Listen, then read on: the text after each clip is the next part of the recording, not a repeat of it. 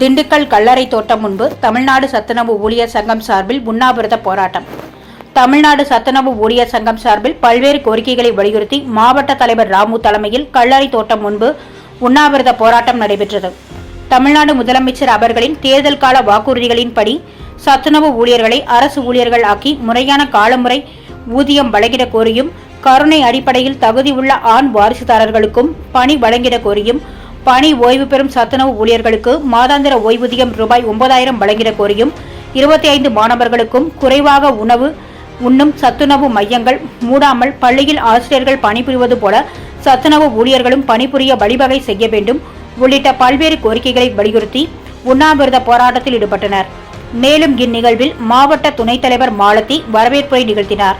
மாவட்ட துணைத் தலைவர்கள் துரைராஜ், பிரபாவதி, செல்வி, இணை செயலாளர்கள் ஜோதி அம்மாள், சண்முகப்பிரியா, பாண்டி, ராணி, சுகுணா, மாவட்ட பொருளாளர் சரஸ்வதி உள்ளிட்டோர் முன்னிலை வகித்தனர்.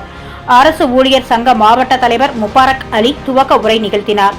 மாவட்ட செயலாளர் சுந்தரி கோரிக்கை விளக்க உரையாற்றினார். மாநில செயலாளர் ஜெஸ்ஸி சிறப்புரை வழங்கினார். மாநில செயற்குழு உறுப்பினர் ராஜாத்தி நன்றியுரை வழங்கினார். சான்றோர் குரல் செய்திகளுக்காக லட்சுமணன், செய்தி வாசிப்பாளர் முத்துலட்சுமி.